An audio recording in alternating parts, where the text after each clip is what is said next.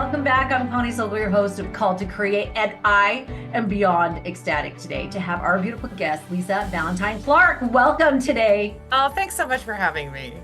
She is a delight. And if you have not recently even seen or heard from her, well, you are going to get a treat today because we are going to talk about something so vital for creatives and being on the creative path. And I'm going to tell you it right after this beautiful bio. You got to hold on. It's a cliffhanger. All right. I'm going to give you the official bio because she is incredible. Lisa Valentine Clark graduated with a BS in English from Brigham Young University. She was part of the sketch comedy improv troupe, the Garrens, and co-founded the theater-improv troupe, the Thrillionaires, which performs original plays and musicals in a variety of genres. She has been featured in a variety of commercials, think Chatbooks, and works as a freelance writer for commercials, web series, and scripts. She wrote a book called Real Moms, Making It Up As We Go, so good, and hosted the feel-good service show Random Acts, which I'm sure you've all seen. And she headlined the musical improv TV show Show-Offs on BYUtv. She has starred in movies like Stalking Santa and was a script consultant, producer, and starred in the film Once I Was a Beehive and Once I Was Engaged. Okay, interruption. One of our favorite lines from that Once I Was a Beehive is when she's telling her heartbroken story and you're sucking down that chili. We use that all the time in our family. Oh my gosh. Maybe true to life. True. She currently hosts the weekly podcast, The Lisa Show, so good, on BYUradio. And Lisa and her late husband, Christopher, have 5 children. All right, I'm going to set this up, people, because this is going to be a little bit different today. Her and I were both speaking at a conference together, at this particular conference for women. And afterwards, we had a conversation. We ended up talking about this creative path. And what I was struck by were the iterations that her and I had both been through in finding our thing. And for creatives, you may never find even the one thing, right? It's kind of this constant journey. A lot of times we will fall into the thing and we feel like, I finally found my place. But to get to that, there are so many unexpected career paths and things to navigate and changes and metamorphoses and all of these different big words to describe this creative path. That's what we want to talk about today is what now? Once you've gone through this, I feel the rumble, I want to share this message. How do you navigate all the iterations and what's the purpose in it? Because there is purpose. So let's go back to Sweet Lisa's path. You have had so many beautiful opportunities and iterations. So it's a gorgeous show, don't tell. So let's go through what you've learned from some of those and then let's see what it's doing for you right now. Let's start back at that comedy, the beginning, a very good place to start. The comedy troupe, the improv. What are some key things that you learned from that experience and how did you even get started in that? Oh, yeah, you bet. Thanks so much. So I was a, plucky optimist from Lincoln, Nebraska, with a bag full of lipstick and dreams, I like to say, just coming off to college and trying to live a creative, good, full life. I just was like, I'm going to find myself. I'm going to find my path and my purpose here in college. I think like a lot of people, right? So I had a very perfectionist. I'm a recovering perfectionist. So I learned my lesson, a little bit more maybe type A than I come across, maybe exactly as I come across. I don't know. I also trying to break that habit. But I really had this desire to do so many things. And I remember thinking, how do you choose? How do you choose, your major and that kind of thing? So during this time, I, was very social. And one of my friends was like, hey, we do this really fun thing. We play games on the lawn on Sunday nights. You should come doing improvisation. And I was like, oh, yeah, I think I've kind of heard of improv. Well, that was the beginning of the end for me. I go and they're just playing goofy games of like freeze, where you're acting out a scene and then somebody in the audience says freeze, and then you freeze in the exact same position. Then you step into them and start a new scene, and just dumb. Like if you think of like nerdy theater kids playing theater games, that's exactly what it was. And I was here for it. And I remember just thinking, this is so fun. And I laughed so hard. And I didn't know it at the time, but that was the beginning of the end for me, because I started chasing that kind of life that I wanted, which was the next best thing, next thing that is in your life that makes you laugh the hardest and then feels like play.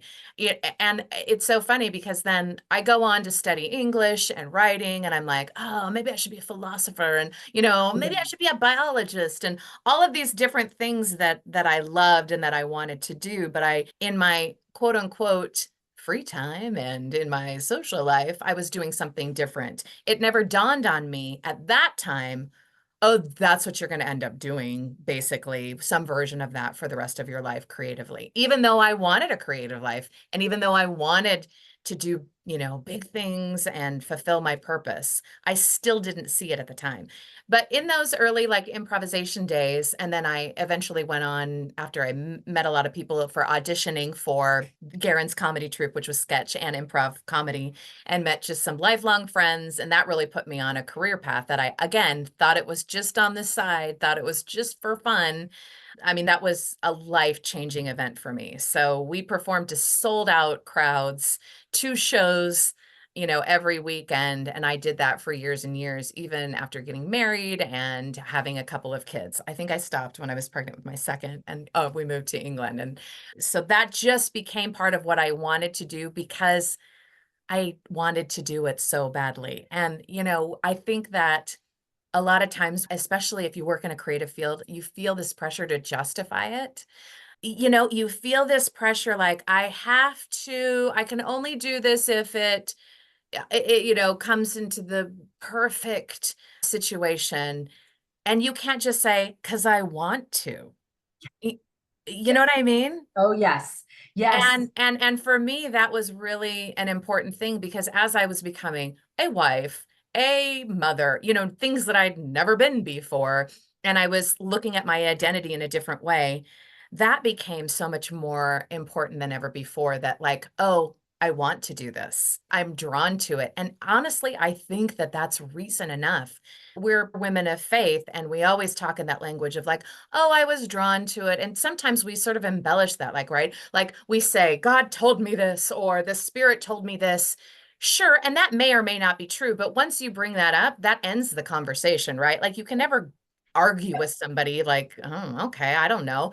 But how often do we just say, oh, I just really, really wanted to do this, so I did it. And I didn't feel bad about it. In fact, I felt really great about it. So I kept doing that thing. And luckily, at the time, I had such a great partner in my late husband who also just was like, oh, I just like acting. I just like directing plays. I just like Shakespeare. And I'm like, cool. Like, that's good enough. And I didn't realize until later that that is an unusual situation Yes. to do I that. love that you bring that up, that learning to say, I want that. That brings me joy. I'm so happy when I do that. And I agree. I think sometimes, especially for people of faith, like you said, we feel like there has to be that deeper purpose tacked onto it.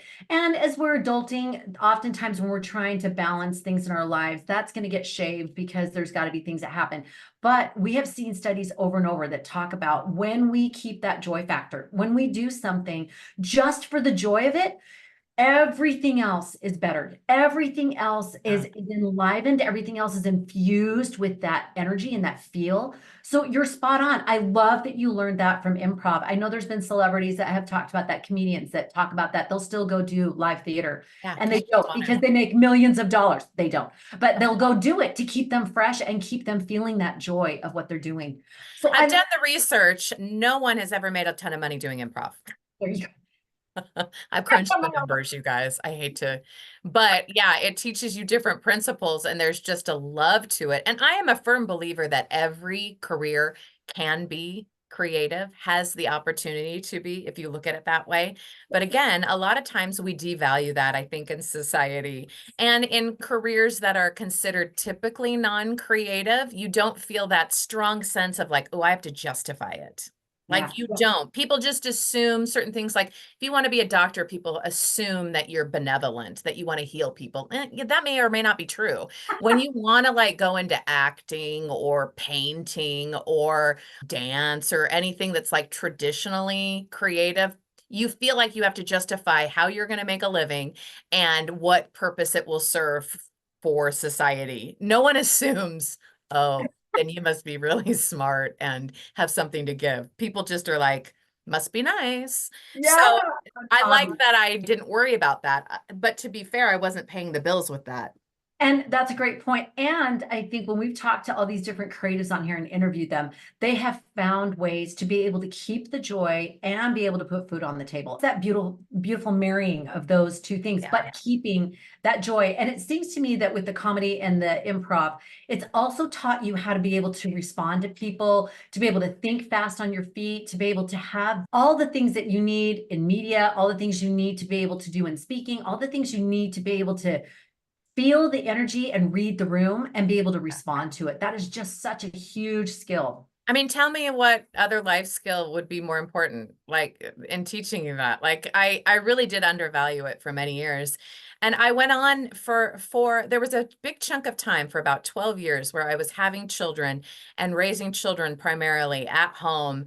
And for anybody who's been a stay-at-home mom of 5 kids or like Ward 1, it's crazy. You don't know what's going to happen that day. You have a plan, and then you wonder why you have the plan. Then you forget the plan, and then you get a new plan, and then you're like, what's the meaning of life? And that's kind of how your day goes, and like cyclical like that. Rinse and repeat. The Yeah. days are long, but the years are short, they say. And during that time, I remember feeling really discouraged, like, oh, I'm not working on any career. Like I went on, I got an English degree, I taught school, and I started writing from home.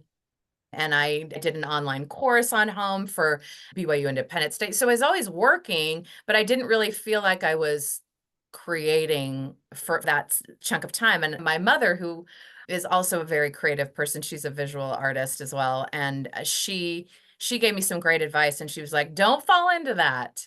Don't fall into that idea that any time is wasted. Everything that you are doing, caring for small children, being a mother, creating your home, creating the day, creating a reality for your children, nothing that you ever do, ever in the rest of your life will be more creative. And I was like, is this true? Because it doesn't feel right. She was 100% true. During that time of intense motherhood, and I'm not kidding, as well as my time teaching in junior high and high school classes, because talk about having to think on your feet Oh to my a God. rough audience who does not want to hear what you say. Like, And no filter. I feel like You're that was like telling- more valuable than working like the toughest comedy clubs in, like, I don't even know.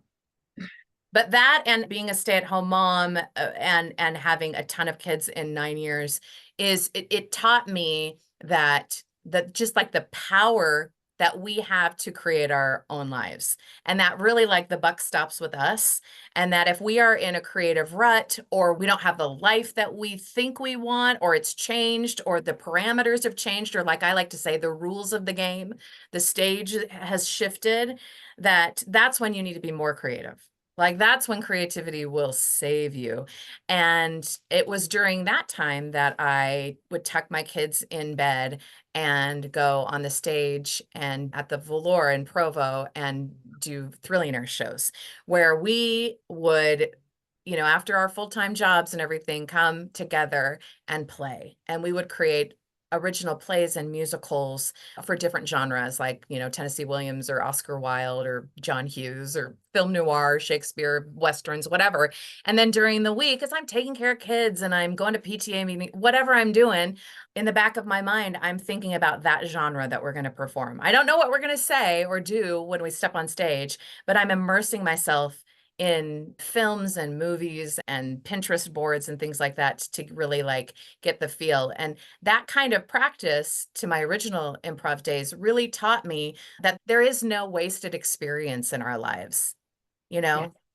Washing And dishes teaches you something about real life, right? exactly. And that bleeds into beautifully these other creative endeavors. I can't tell you how many times when I've had a Studio 5 segment and my kids have said just the perfect thing, or we had an experience Yes, that was hilarious, and we're like, oh, this because is you're what looking we're for it. doing. You're Yes. looking for it. And you get it and you catalog it. And now you're merging them together and it's gorgeous. That life imitates, art, and art imitates life, blah, blah, blah. It's just this beautiful sort of weaving together. I love that. Let's shift gears for a second. Let's go to the TV experience that you have. So you've got this and everything, and then you shift gears and you start doing hosting, random acts, and different things that you're doing with the TV. What were some of the things, the lessons that you learned from that? What was unexpected? What skills did you have to get? And what things did you learn?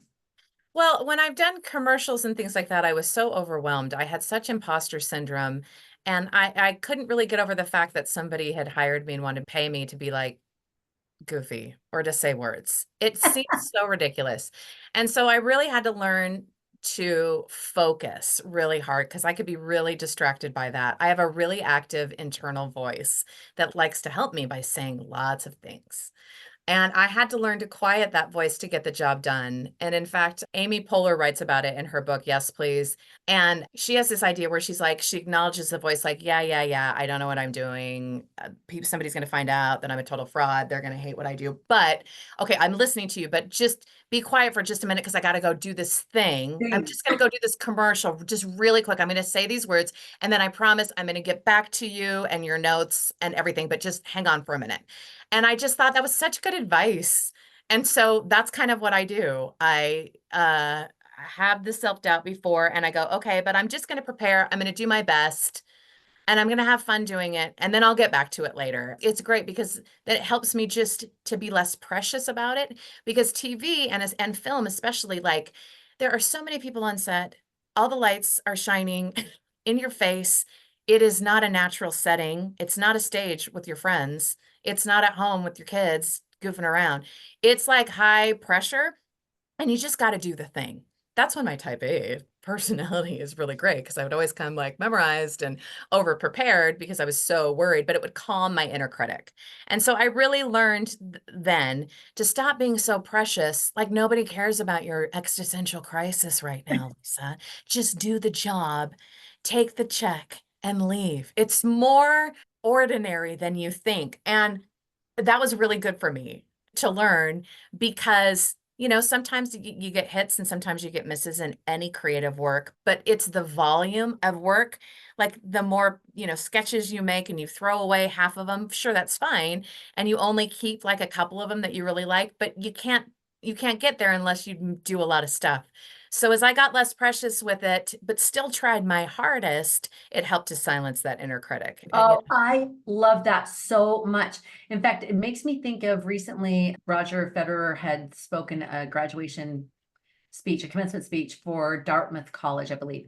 Anyway, and he was talking in there about his career. He had retired from tennis and being in the top 5 in the world. And he said, you have to get the point behind you. He said the stats show that for any tennis player, they're going to miss close to probably half of their shots. That's a lot of shots in a game, in a match, right? Yeah. And he said, but you got to just let the shot be behind you and you got to focus on the next shot. And so I love what you said, calm the critic and don't be so precious. It's so true. We can make a mountain out of a molehill, but I know you've had this experience, I'm sure, where, okay, you do a commercial and your first commercial is like, but then you do several commercials and you're like, okay, I got this. And then the next thing is like, okay, now I'm doing a part of a feature film. And then everything can be like that, but that don't be so precious of, it's all good. Be a B pluser. Like just do your best for right now and get beyond that. And I love that advice of calm that critic, put it to the side, go do the thing, and then come back. So good. And we probably both know a lot of artists who are like, okay, I'm working on this script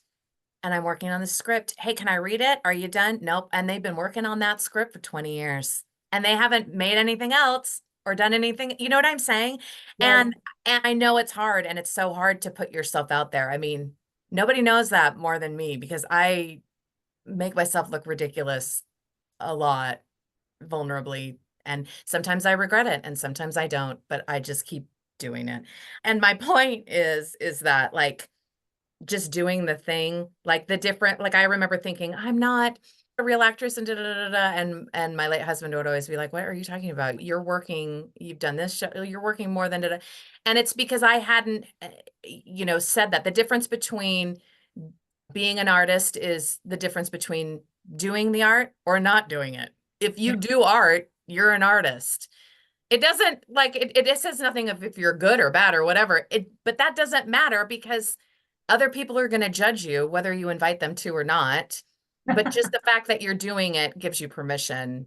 Like, who let me do this? This is so great. How did I get, well, because I said yes to do it. And so it's just the difference. And that's what I mean about like not being so precious about it and not being like a diva about, well, I will only do it under these circumstances. It's like, do you enjoy doing it? Then do it, Exactly. Oh, I'm seeing a Studio C thing, Star Feraldo. Oh no, Anna, I don't do mornings, right? The perfect Right? right? It just don't wait for it, just do it. And I love seeing like the improv and how that helps you in TV and hosting and Yeah. it's wait on a set and then boom, and then you gotta And then be go and then be funny. And I'll tell you, like, I got a master class on that hosting Random Acts because that is a show that it wasn't scripted. It's not scripted, but it's like, go talk to this person about this vulnerable house fire they had, or, I mean, like hard things. And I remember at the time, like, be professional. You're the host, you're trying to lead the audience through, you're the mouthpiece for the audience, ask them the questions that they want to know, that kind of stuff.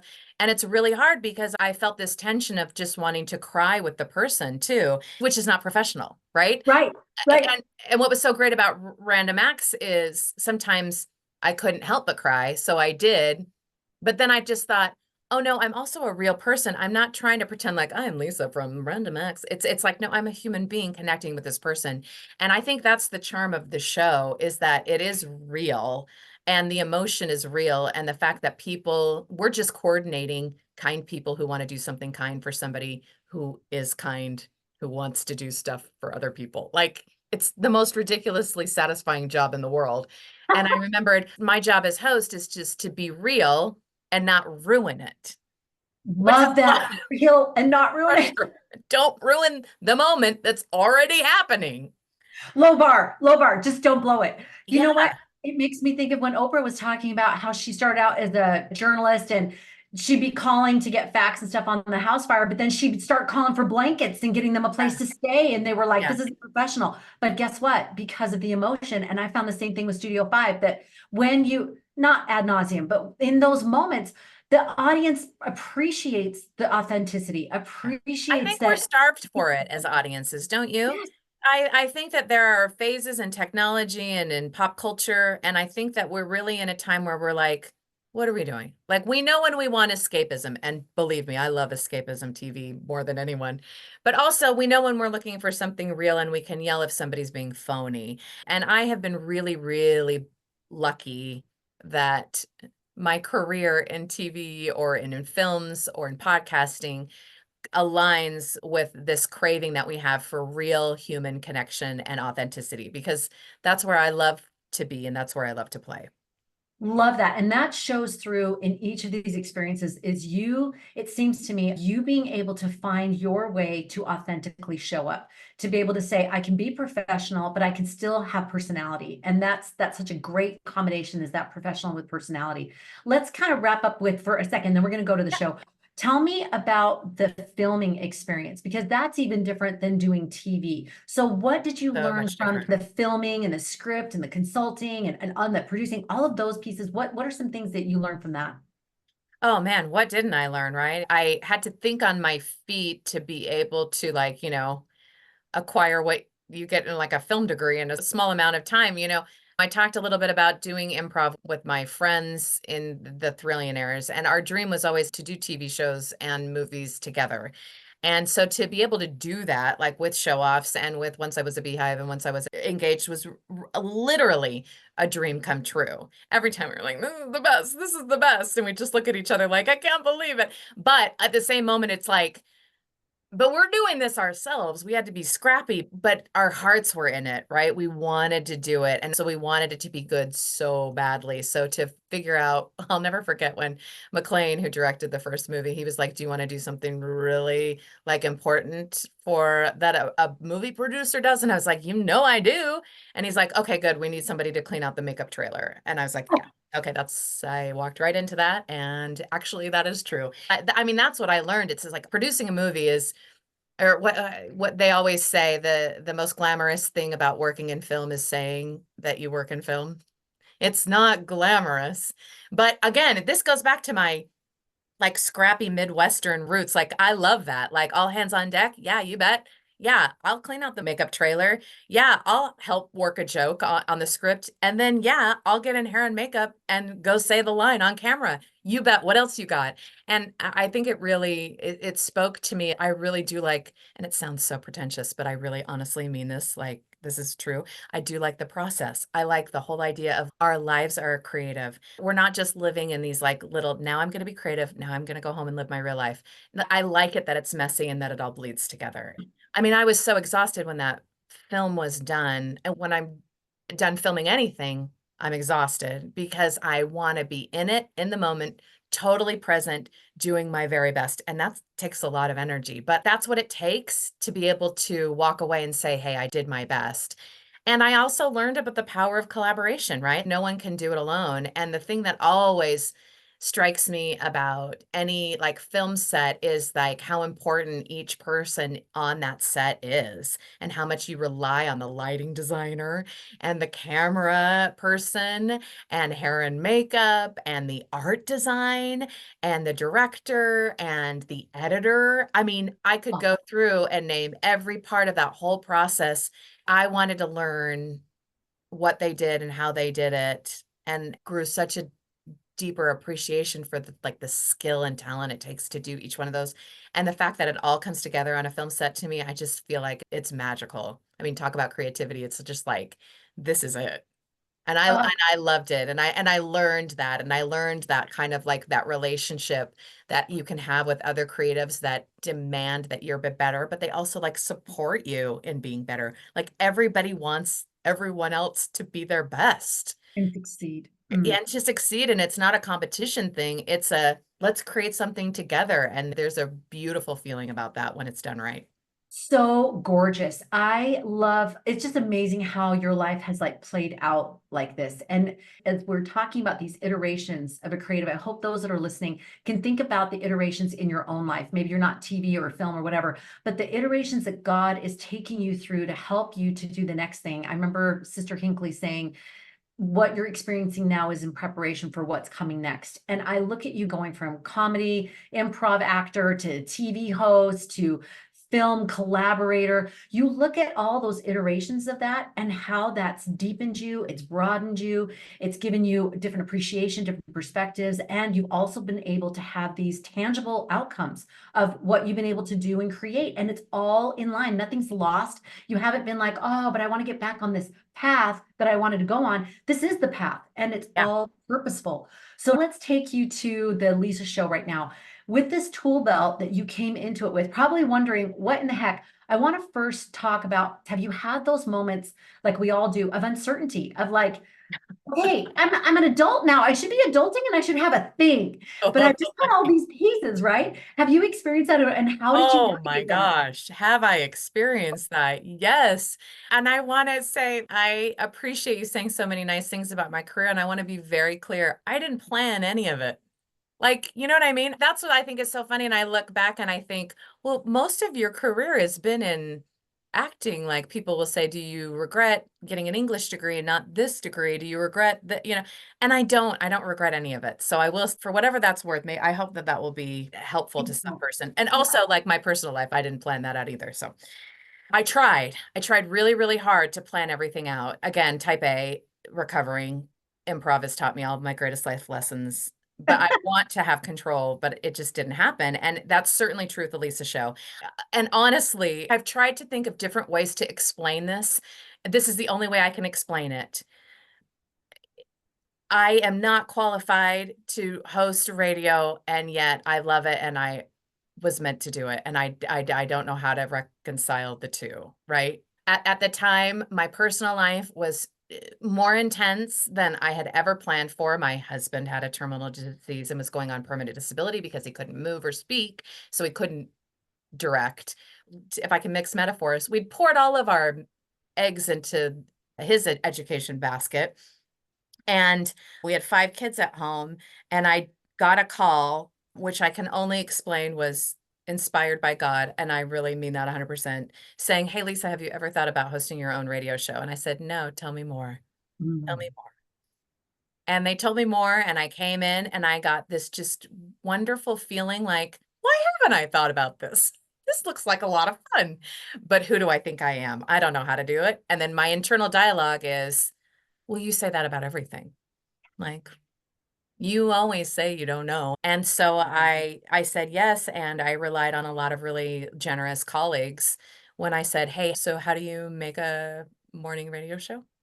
And yeah, by the way, just small detail, I don't know what I'm doing. And the people that I'd been working with were so generous. Now, fast forward, I've been working at BYUradio for 6 years. And in that time, it's gone from a live early morning radio show where I interview people, you remember, live on the radio. And now it's a weekly podcast. And now it's the Lisa Show. And I'm developing other podcasts under it. I mean, it has absolutely completely changed show format 3 times. But now I really feel like it's the podcast that I love to create, that is saying the things that I want to say, that I feel is trying to do a lot of good.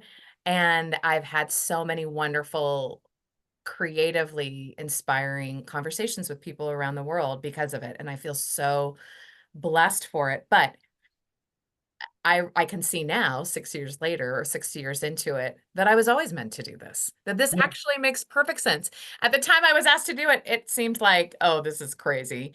And now I'm like, oh no, because I've used my English degree. I've used my teaching experience. I've 100% used my mothering experience. I've used my relationships experience. I've used my improv, TV, movie producing, writing, acting. I've used everything. It almost just feels like the compilation of that. I didn't know that. The Lord 100% knew that. I've only just recently learned this because I'm a little slow. And also because I was, I had a chip on my shoulder for a while that like my plan, What was wrong with my plan? It was a good plan. and to be fair, my plan for my life of how it was supposed to go, you guys, it was so great. Still stand by that plan. But I'm saying that now I can see that it makes a lot of sense. And I think that sometimes we get, especially as creatives, so myopic in our vision of like, no, we know we can only see that. And, when people talk about President Nelson saying, think celestial, I think a lot of times people think they know what that means. But I think it can mean something different for everybody. For me, it means take a step back and check yourself for a minute. Maybe you don't know all the things that you think you know. And creativity and the things that I've been able to do for my career and personally have taught me that. Just because you don't see it doesn't mean that it's not true. And that's been certainly true in any creative project that I've done. I'm just Absolutely really gorgeous. grateful for it. Yeah, you just see, and this is not, I mean, that's kind of a phrase we say in our family, but you're not a special little snowflake in that sense, right? This is Yeah, everybody's lives yeah. that God is working these iterations. And especially for creatives, it's really hard sometimes to see the purpose and the things that seem like go awry and they're not Yes. working and this is failing. And oftentimes what that means is he wants you to pivot or wants you to look at things a little differently, take a step back or invite another thing or become a Or collaborator. wait because you Or don't have all wait the information yet and you're in the middle of the storm and just give it a second. and give it a moment and breathe and not be so desperate or anxious about this process that it's all going to work itself out and that he's got your back. And I love that you bring up how all of these pieces that didn't make sense at the time or seemed like they were off-roading actually were preparing you for this experience that has brought so much joy. And who knows what's ahead, but you know that everything that is in your tool belt, he's utilizing for good. And for creatives that are listening, I hope that that's something that's come across today is whatever is in your tool belt, God can use it. He can use it to build the next thing and keep building something that's going to bring you joy and be purposeful.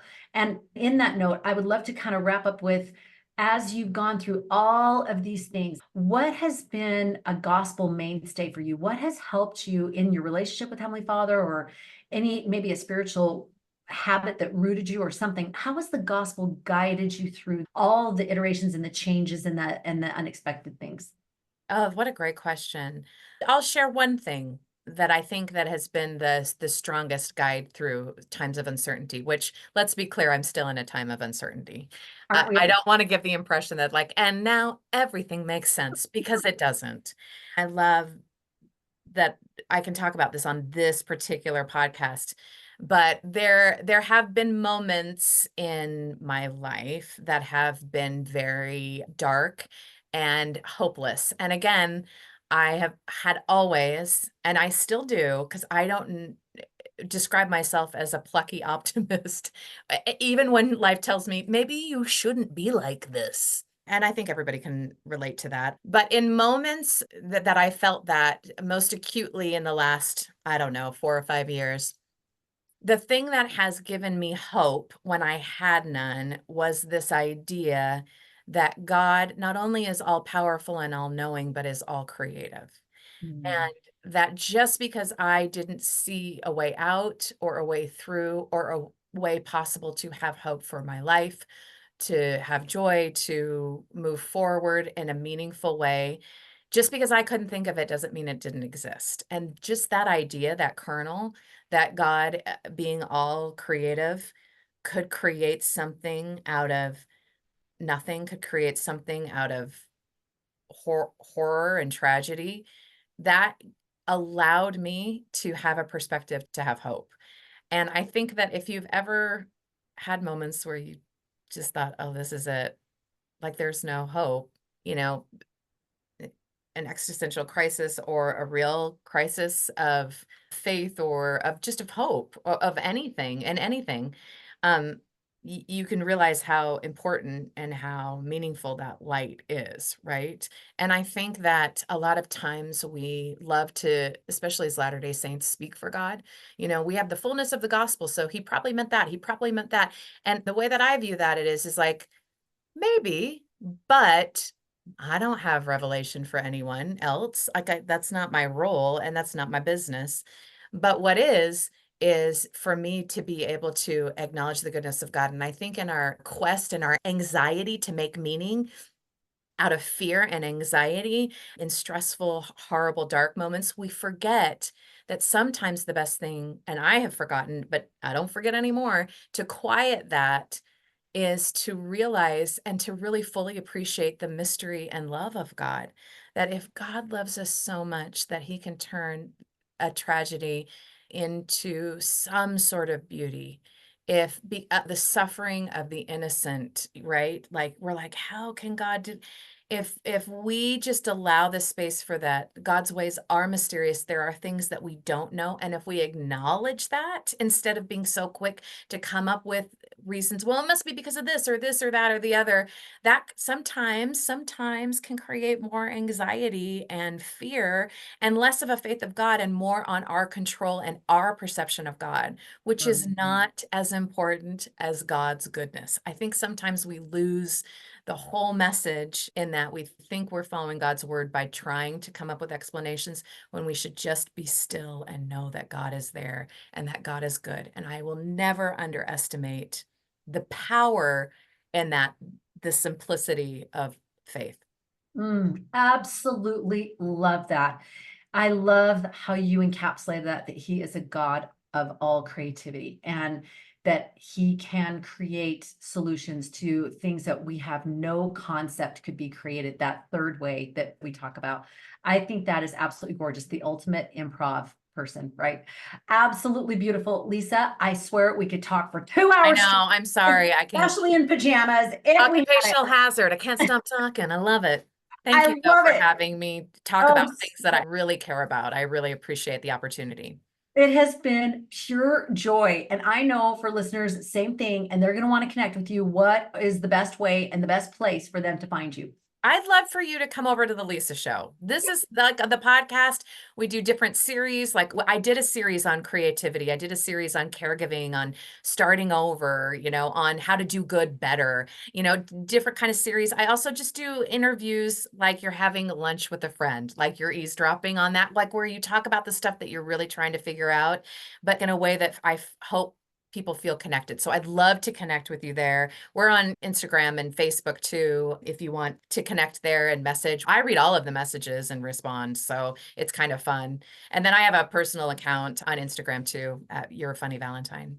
Love it. Check her out in both and all of those places and some other podcasts you're coming up on, Dr. Barbara Gardner's podcast, Yes, other I places. love her.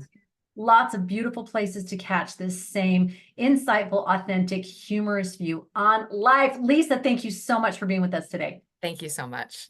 And for those listening, we hope that you are enjoying all of these interviews. If you haven't checked them out, go back, check them out. We have beautiful seasons of amazing people, all the way from Steve Young to Gerald Lund to Al Caraway to Dr. Stacey Taniguchi climbing Mount Everest. We have all these people who are sharing their beautiful journeys on being called to create to help you fulfill your journey on being called to create.